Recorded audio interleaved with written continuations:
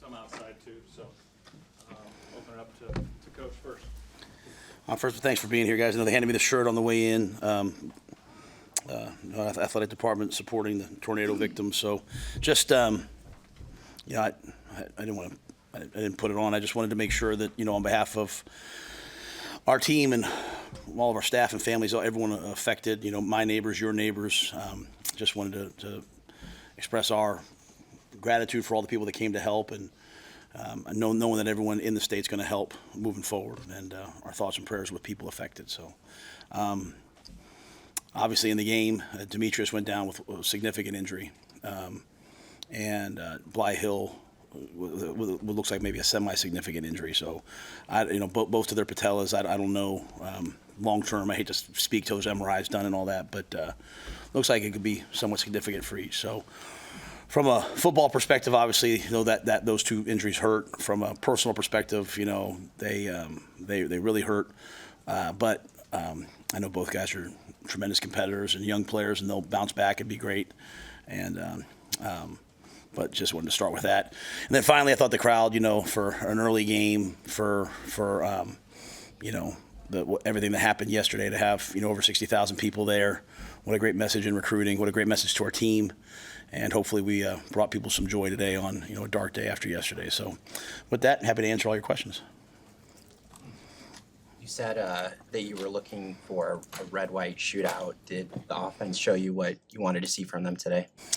There were some explosive plays. There were some extended drives. There was some big plays. I have to probably watch the film to see kind of who did what. Obviously sometimes, maybe some players are matched up against a player that's just maybe older than them or better than them. But I thought there was a lot of positive energy in terms of the way the offense conducted themselves, got in and out of the no huddle, sometimes got in a huddle. Just the overall feel from the field where I was felt really good. And so those are the things I was looking for. Obviously the two turnovers back to back I didn't like, but happy that the defense made those plays. And then I felt for the rest of the game that some plays were made that we have to make.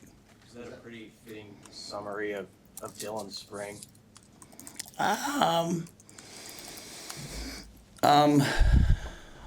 That's a great question. I don't know how to answer that, to be honest with you. Usually you don't get tongue twisted very often, but I think Dylan's had a very good spring. The plays I liked. I was up doing the TV at one point. That one where we kicked a field goal that we missed. You could see he wanted so badly to throw the ball back across the middle of the field as he was scrambling, and he didn't. The one scramble he ends probably a sack. But he's got two hands on the ball as he's running. So it's gonna be the little things with Dylan, not the big things, right? He's got a great feel for the game. He's got a big time arm. He's calm. It's gonna be the little things. It's gonna be protecting the football, taking three, managing the game. I thought it just felt like he did a lot of those things, but he hasn't done all of them. He's grown as the spring's gone on. So he, like all the rest of our players, I think, had a chance today to just improve on what they did last week, and I thought in a lot of ways he did. What kind of jump did Jalen Lloyd make this spring, especially with his speed and Dylan's arm talent? How much more can he be showcased if he gets free like he did today? Yeah, I think the thing with Jalen is his ball skills just continue to improve, and it's really a credit to like Marcus and Garrett. They've introduced drills that I've always been against. Deep down inside, I'm just a D-line coach, right? Like I want to they do pat and go and all these drills, and I'm like I was always against them. But we started doing them, and the guys have just bought in and gotten better and better and better. From the first scrimmage to this scrimmage, the ball skills, the catching of the football has just improved, and I think Jalen's one of the prime guys with that.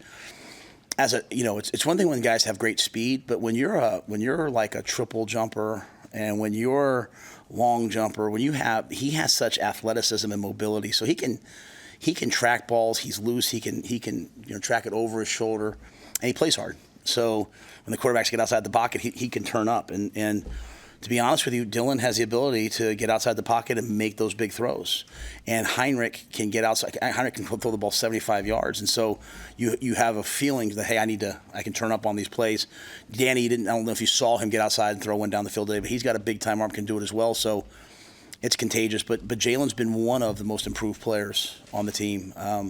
He's his becoming a receiver is just growing exponentially. This is the first time we've seen Ja'Cory Barney.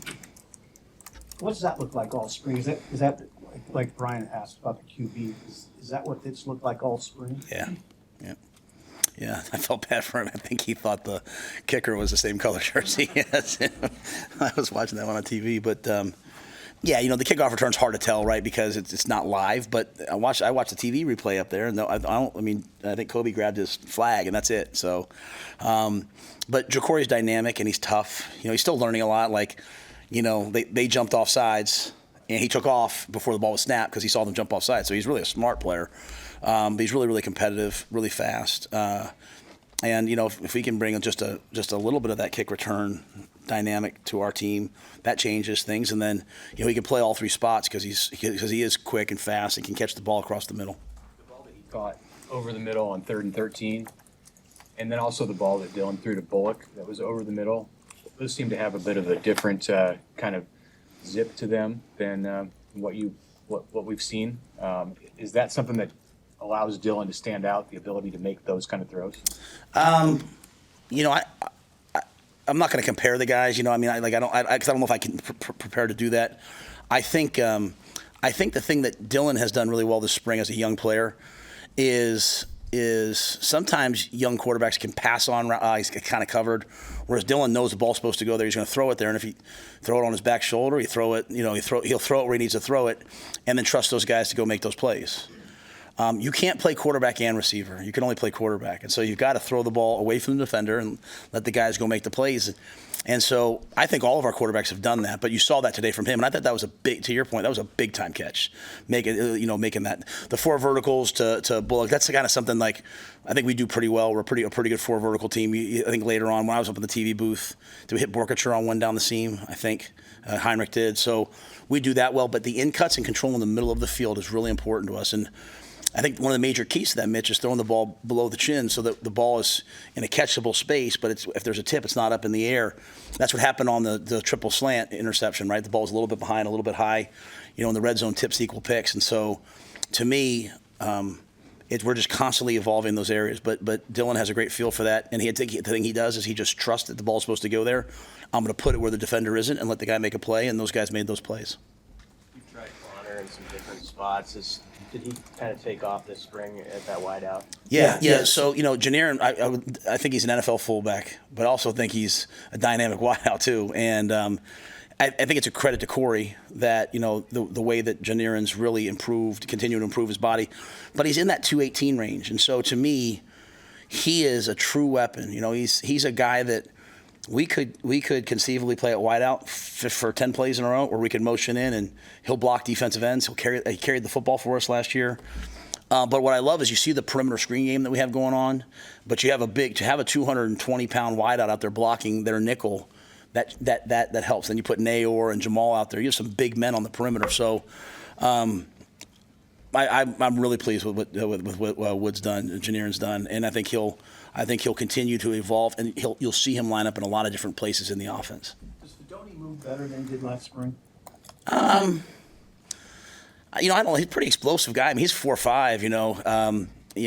I think the biggest thing with Thomas is at the end of the season, I said to Thomas, I was like, what a great fall we had. Meaning him, like us, we had.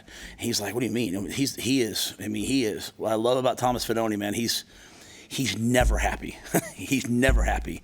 And it's because he wants to be great. He wants to be the best tight end in the world. And he's always trying to get better. But my point was, coming off 2 ACLs, to get through a spring, a fall camp, and a season healthy, that's what he needed. Because now instead of rehabbing this winter, he's lifting. And he's in the 260 range at 4'5" with 35-inch arms, 34-inch arms. He's a physical freak, and he's loyal. Every team in the country is trying to get him to leave and go there. And the kid's he's Nebraska Cornhusker through and through. So I love that guy, and I love his approach. And it's still good for our players to see a guy who's so obsessed with being great and never happy. You know what I mean? But at the same time, to your point, he just had to have a true off season. He just had to have weightlifting where he's not rehabbing, and now I think you're starting to really see what he can do. Would you rest any of those veterans today? I mean, the guys that had been not resting, but sitting out. I don't want to use that rest word. No, I appreciate that. I made them all warm up, like Keese Giff and Ty and Nash, those guys didn't play. I told Tommy not to, and then typical Tommy Hill, he's out there the whole first series playing corner. He just said, let me get a series, coach. Let me get a series. And I'm like, all right, go get a series. And he's out there. I love that guy. I love his competitive nature. Bryce, Ben Scott, and then other guys who played. We kind of set numbers for them. Hey, let's get this guy 3 series. Let's get this guy 4 series. It was hard at wideout because we're thin, right? And then once we lost D-Bell, we're really thin. Jaden Doss played 2 ways today for us. I don't know if you guys noticed that, but he played corner, he played wideout. So, Jaden's a guy that we think is really, really special, and we're just trying to foster a bunch of different talents for him. What strides do you think Heinrich Haarberg has made since last season? Well, I think you saw a lot of this. He still had the ability to tuck the ball down and run, right? He's truly a dual-threat quarterback who can change the game. But I love him taking what's there. I love him, being explosive, pushing the ball down the field, deep balls down the field, elite balls in the middle of the field, and but I also love him. Moving within the pocket, taking check downs, taking a bad play and getting out of it. I think it's really, really important in our job. You guys haven't asked the question yet. At some point, you guys are like, "When are you gonna name a starter?" I go to dinner with Eric Crouch, and Eric tells me that his entire rookie season or freshman year here, he had to wait. He couldn't sleep on Friday nights because on Saturday morning they'd go to breakfast before the game, and then Coach Gill would tell them who was starting that week, and that is Nebraska, and so. What I love is we're going to focus on Dylan. I get that, but you can see the improvement in Heinrich.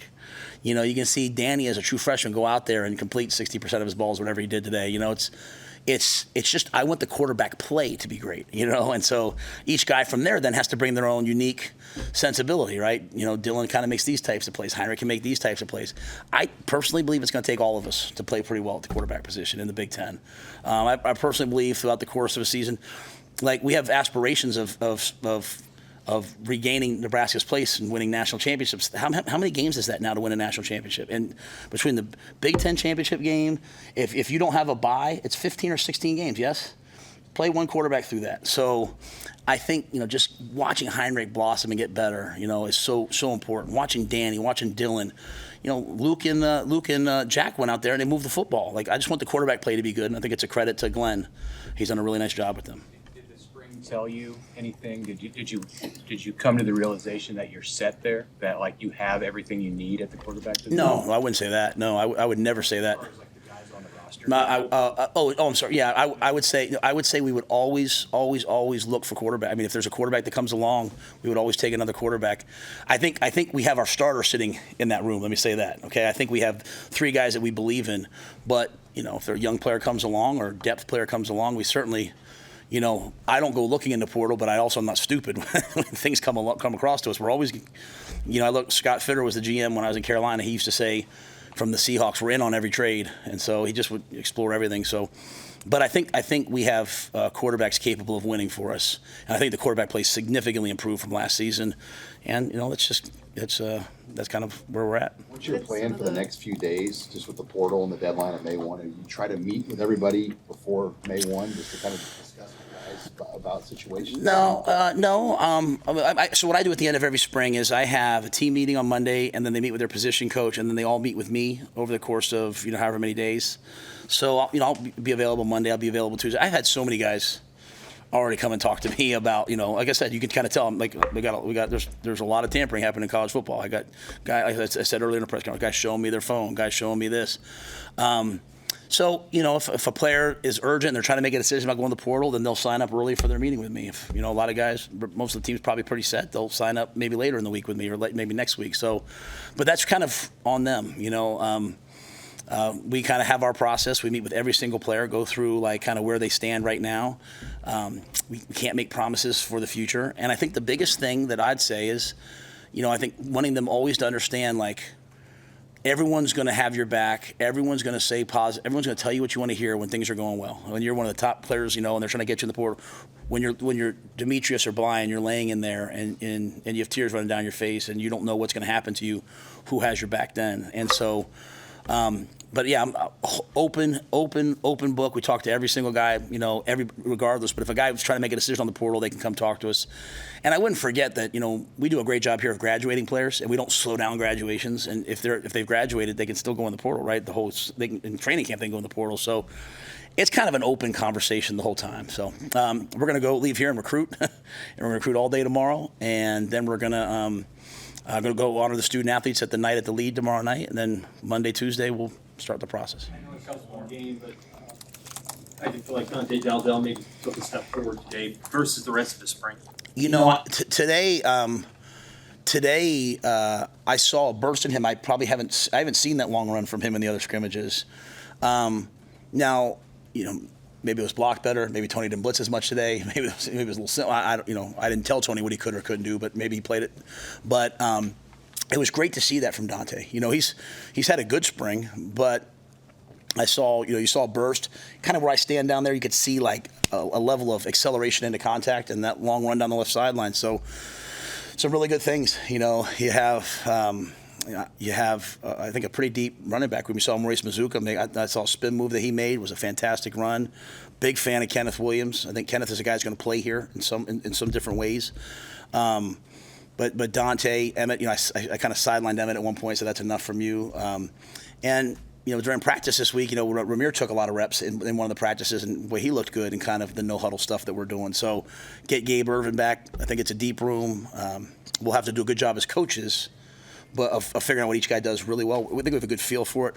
But I was really pleased, Sam, to see some of the things Dante did today that, just a flash and a burst maybe I hadn't felt as the spring's run on. What's your level of comfort with the amount of tampering that you're seeing?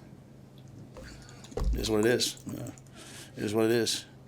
They're gonna call D Bell and say come here, come there. But when he's hurt, who's in there with him? We are. So I'm just gonna coach them all like they're my younger brother. I don't like to say sons because that's a weird dynamic. I coach them all like they're my younger brother. Hard on them probably. Like an older brother is. Try to give them advice. Try to listen to them. Help them through this. I mean, sometimes they offer you so much money you got to leave. And coaches complain about it. My assistant coaches do the same thing to me. Hey, coach, I got this offer to go there. So, I just want them all to be successful. And so, but it's a sad state. I'll just say that. It's just a sad state. But it is what it is, man. And you know what? A lot of people want to come here too. And a lot of people want to stay here. So roster numbers are certainly not going to be our issue in terms of having enough good players. And I hope everyone saw that today. Like you saw a lot of guys flashing and doing some things. And maybe I'm thinking through 3 scrimmages, but we have a lot of depth. I mean, how about Keelan Smith made some big time catches down the stretch in there. So I think we have a lot of guys that can make plays. Anything else, Coach? Yesterday during the storms, obviously it's come through the whole state, but for you personally, where were you and how close were you to getting in? Well, I was in the stadium. We had recruiting going on. I know some of my neighbors out there in Waverly, and some of you were kind enough to even check on us as those things. I don't know that I even realized what was happening. I was in the middle of recruiting, and your phone's kind of going off, but everyone was in the building. But my daughter's called me there in Omaha. Well, my daughter called me. She's in Omaha in school, and she's in the shelter. And I go out to Waverly Road, and my neighbors were certainly affected. And I talked to some friends. I talked to Eric Crouch and a couple of people up in Elkhorn, and they were affected. So, but I was here, and obviously, we weren't directly affected, but just a sad thing to see. Okay. Thank you guys for all the spring. Thanks for everything you guys do. Appreciate you guys.